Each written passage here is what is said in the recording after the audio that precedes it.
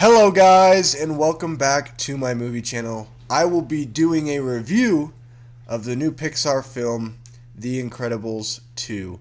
This movie picks up right where the first one left off. You have the Parr family, also aka The Incredibles.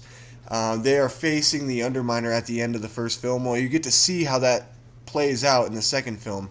And I just want to say that I'm happy that the Underminer wasn't more than, wasn't more of a villain or more of a role in this film. I felt like his villain was a little weak, but beside that, this movie is truly incredible. I absolutely adored this film.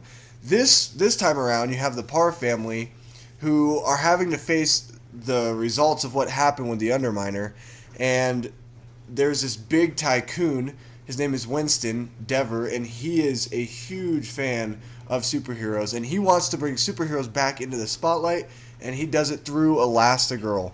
He has these cameras that are on her suit so people can see the good that heroes can actually do. And you have Bob Parr, also Mr. Incredible, who has to stay at home and be a father while Elastigirl is away. This film has a great family dynamic. Once again, I really felt that from the first film, that you get a real sense of kind of what it feels like to be in the family, kind of how their home life is, and how their parents really truly want to be not only heroes and save the world, but also be heroes and save their kids. And I felt that it played out so well. I especially love Jack Jack. Every single scene with Jack Jack in this movie, he stole the show. There was one scene in particular between Jack Jack and a raccoon. It was my favorite scene in the entire movie. When you watch the movie, you will know right away which scene I'm talking about.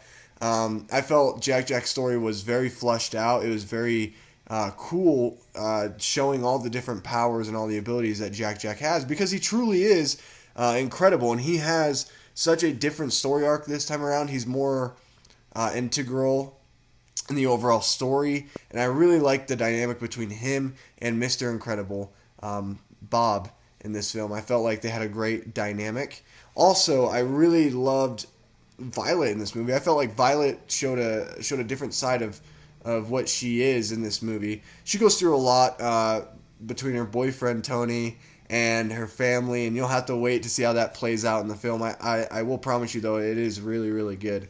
The action in this movie was top notch.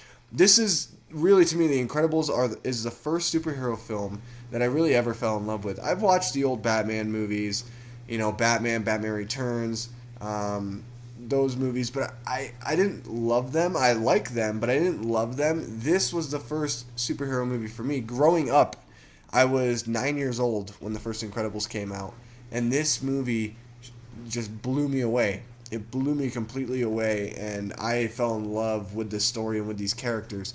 And The Incredibles 2, bringing it back 14 years later, it seems actually right on par with the first film. I would say that this film made me feel like it was a continuation of the first, because they don't, fast forward in time. It really just stays on pace with what the first film was, and it's really cool, because to me it's like having to go back. I need to watch The Incredibles, and when The Incredibles 2 comes out on Blu-ray, I need to have, watch both of them, Incredibles first and then Incredibles 2, and see how that continuation transfers over, because it really is like watching a longer version of The Incredibles, like the complete version of The Incredibles, and I absolutely enjoyed it. I thought Dash was very entertaining in this film. I thought he was fun, and I really like the dynamic that the kids have in this film. I think the kids are what makes this story even better, and I really love the scenes with Elastigirl trying to figure out the new villain and who the new villain could be, which is the Screenslaver, trying to defeat the Screenslaver. I found that enthralling. It was very, very fun and entertaining, but I really enjoyed more the dynamic between Mr. Incredible and his kids at home, and seeing him be, a dad, and how he's losing sleep and everything. It was just really, really, really engaging, and I felt those were the best those were the highlights of the movie, was when he was home with the kids. So there is one thing that I will say about this movie that's a little weak, and that is the villain. last night I was like, oh, the villain's actually really good, and I thought about it again, and I realized the villain, it was very predictable. I knew right off the bat. I whispered over to my wife, and I was like, I guarantee this person's the screenslaver, and I was right, and so wasn't she. So it's not hard to figure out who the screenslaver is. Their motive for behind being the screenslaver is kind of dumb. I didn't like it as much as I loved Buddy in the first film. I really liked Buddy's character a lot, and you understand why he was doing what he was doing and how he was tired of living, in the shadows of Mr. Incredible. This film, to me though, besides the weak villain, it was so entertaining. It was such a blast in the theater. There was so many scenes that are just so funny. Frozone was great in this film.